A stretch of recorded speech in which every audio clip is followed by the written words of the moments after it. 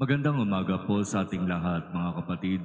Magandang umaga din po, Father. Unang biyernes ng buwan ng Disyembre, araw ng pagdedebosyon sa kamahal-mahalang puso ni Jesus at kasabay nito ang araw ng pagdadala ng mga imahen ng banal na awa ng ating Panginoon. Ang isang magandang tanong sa ating pagninilay sa unang biyernes ng buwan, naniniwala ka ba na magagawa ko ang mga hinihiling mo? Di ba? Bawat isa sa atin, sa pagsisimba natin, sa pagdarasal natin, sa pagdedebosyon natin, meron tayong mga ipinapakiusap at hinihiling sa Diyos. Naniniwala ka ba na ipagkakaloob ng Diyos sa iyo ang iyong hinihiling?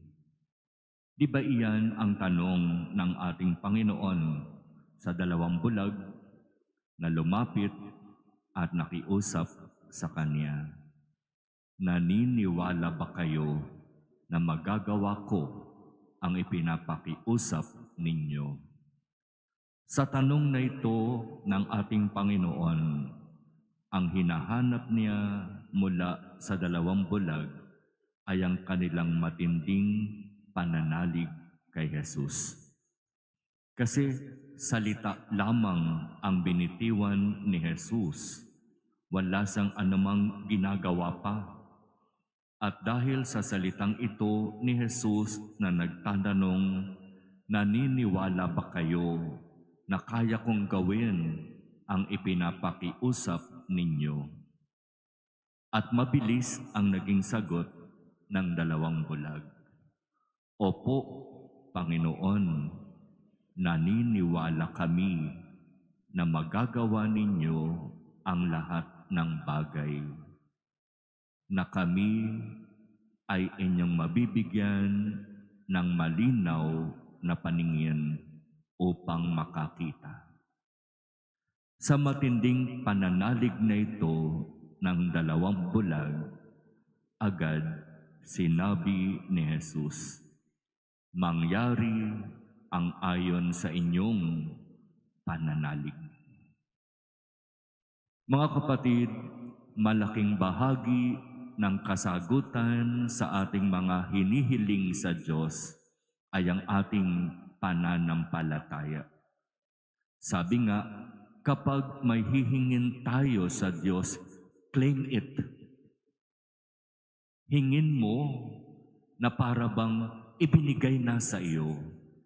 I-claim mo na ito'y tinanggap mo na. At ito'y matinding pananampalataya. Humihiling ka sa Diyos ng kagalingan sa iyong sakit, claim it. Sabihin mo sa sarili mo, pinagaling na ako ni Lord. At huwag ka nang magduda pa. Kasi kung minsan, di ba, sinasabi natin, Lord, nakikiusap at nagmamakaawa ako sa iyo.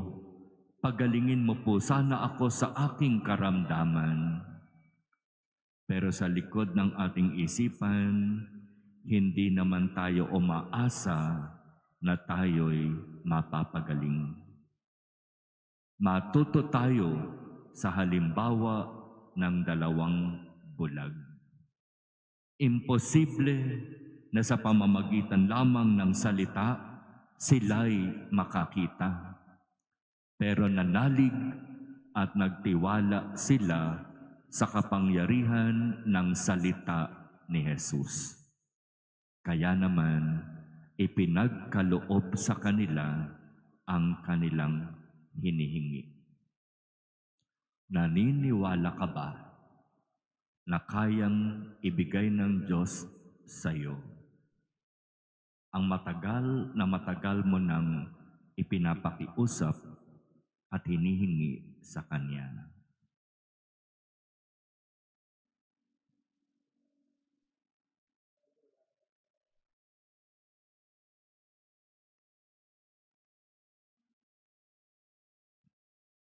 Amen.